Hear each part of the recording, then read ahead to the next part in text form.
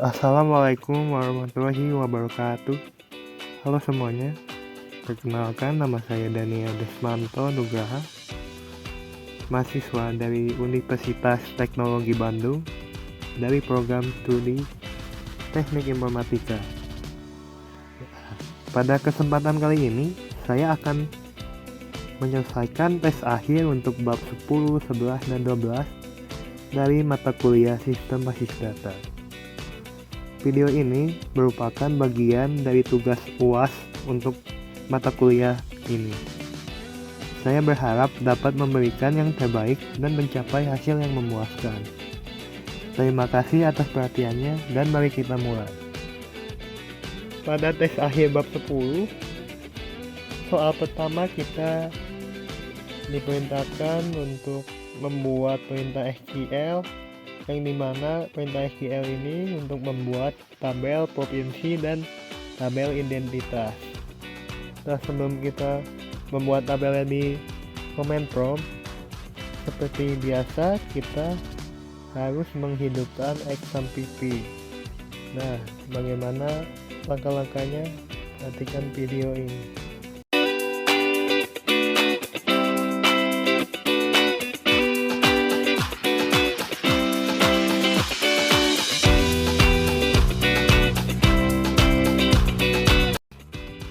Setelah command prompt berhasil terkonek dengan XAMPP, langkah berikutnya kita membuat database-nya, lalu menggunakan database dengan perintah use dan nama database-nya. Berikutnya kita membuat tabel terprovinsi dan teridentitas seperti gambar berikut ini.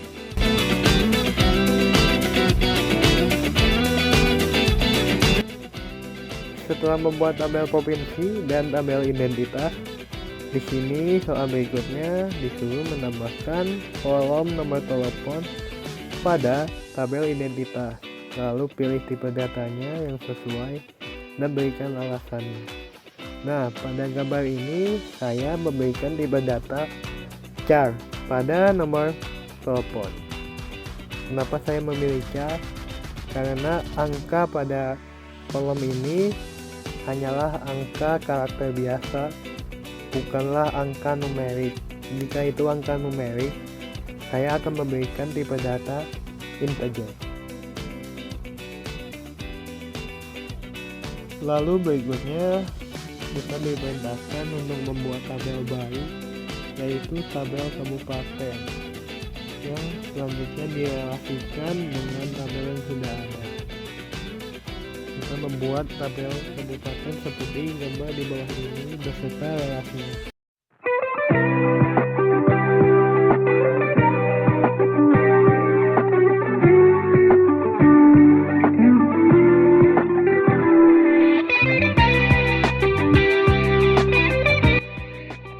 Lalu berikutnya kita diperintahkan untuk mengisikan data pada tabel kabupaten minimal 5 seperti gambar berikut beserta tabel-tabel lain.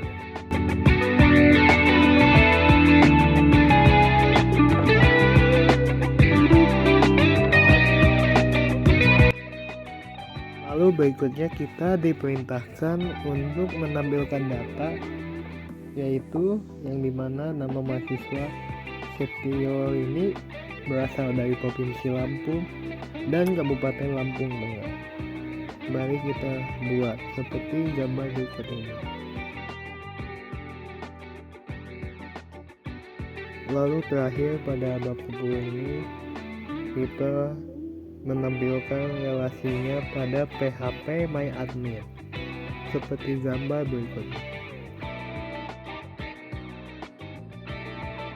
Berikutnya ialah tes akhir bab 11, di mana di bab 11 ini kita harus memilih salah satu kasus di antara dua kasus ini. Dan di setiap kasusnya memiliki tabel-tabel yang berbeda. Di sini saya memilih kasus yang pertama. Mari kita buat tabel-tabelnya sesuai yang ditentukan, seperti gambar ini.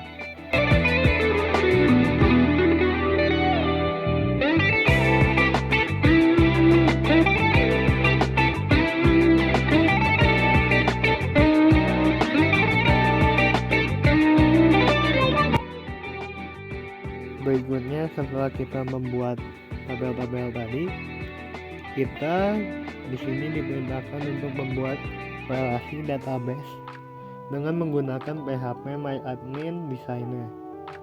Dan inilah hasil jadinya. Lalu berikutnya di sini kita diperintahkan untuk mengisi data setiap tabelnya masing-masing 5 data.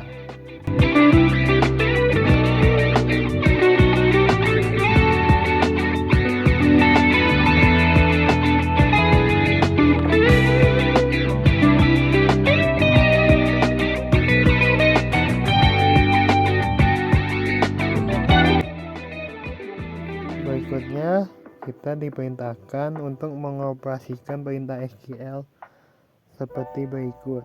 Karena kita memilih kasus 1, perintahnya kita sesuai kasus 1. Yang pertama ialah mahasiswa melihat KRS. Hasil jadinya seperti berikut.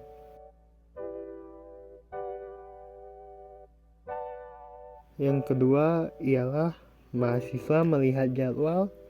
Hasil jadinya seperti ini. Yang ketiga ialah mahasiswa melihat DPA-nya. Hasil jadinya seperti ini. Berikutnya ialah tes akhir bab 12. Di sini sepertinya sama seperti di bab sebelumnya. Kita hanya mempelajari mengenai kriteria normalisasi 3NF di bab 12 ini. Karena begitu, mari kita membuat database baru dan tabel-tabel. Lalu ini adalah relasi database-nya menggunakan PHP MyAdmin Designer.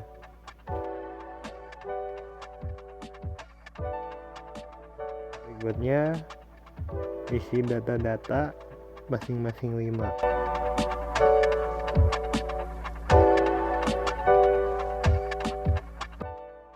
Lalu terakhir operasikan perintah SQL menggunakan instruksi-instruksi berikut.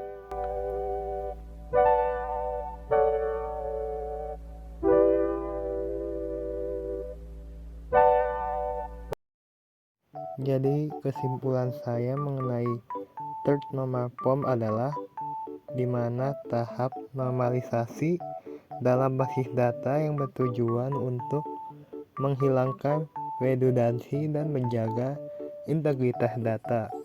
Sebuah tabel berada dalam 3NF jika yang pertama sudah berada dalam second normal form, kedua setiap atribut non-primer hanya bergantung pada kunci utama, tidak pada atribut non-primer lainnya.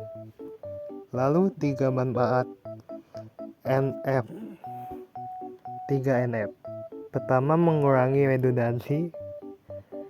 Kedua, mempermudah pemeliharaan data.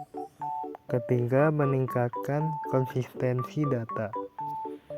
Dengan menerapkan 3NF ini, desain basis data menjadi lebih efisien, konsisten, dan mudah dikelola. Terima kasih telah menyaksikan video ini. Mohon maaf jika ada salah kata yang saya ucapkan dari mulut saya.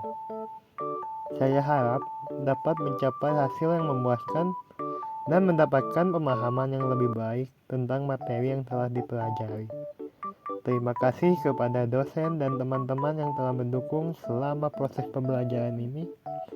Sampai jumpa di kesempatan berikutnya. Wassalamualaikum warahmatullahi wabarakatuh.